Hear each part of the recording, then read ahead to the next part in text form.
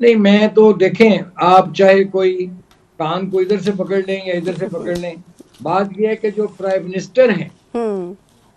Government का जो head है, और उसमें पीएमएलएन की गवर्नमेंट है, ये पीपल्स पार्टी के लोग जो हैं हम्म। वो इसमें शामिल नहीं हैं। ठीक। अब कुछ जिन लोगों का आपने जिक्र किया है, मैं तो कहता हूँ ना, ये एक एक 12 मसालों की चाट टाइप एक कैबिनेट है, जिसमें एक डंग टपाऊ जिसको मैं कहूंगा कैबिनेट, कि जिसमें देखिए गैर मुंतखब लोग भी हैं, अजनबी भी हैं, और हम्म। ऐसे लोग भी हैं, हम्म। रिटायर्ड भी हैं। हम्म। और फिर सितम जरीफी देखिए हम्म। कि हमारी किस्मत में कभी मोइन कुरैशी होता है, कभी हम्म। शौकत अजीज होता है, और अब ये एक साहब तशरीफ ले आए हैं।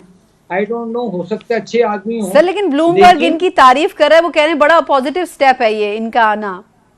लेकिन ब्लूमबर्ग की तारीफ करना भी, मैं इसके, ये डबल डबल एज वेपन है ये ठीक। ब्लूमबर्ग भी। हम्म। और दूसरी बात मैं ये अर्ज करना चाहूंगा कि सितम जरीफी ये है कि क्या इतनी जल्दी थी जी, कि आप पहले उनको वो शहरियत बाद में उन्होंने चेंज की, हरफ पहले उठा लिए।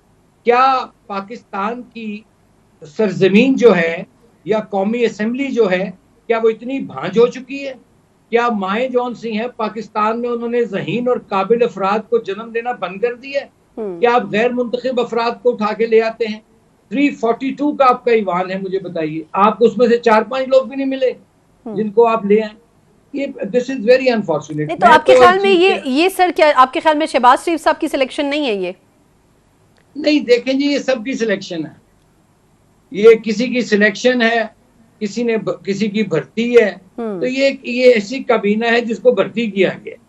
अब हम्म। कोई कहीं से आया, कोई कहीं से आया है, और ठीक है, लेकिन असल जो टेस्ट है इनका, अब हम्म। वो ये है कि ये, अब जैसे इन्होंने बड़ी हातम ताई की कब्र पे लात मार दी कि हम तनख्वाही नहीं लेंगे। भाई हम्म। ये जिन लोगों ने ये बातें की, देर ऑलरेडी बिलियनियर्स।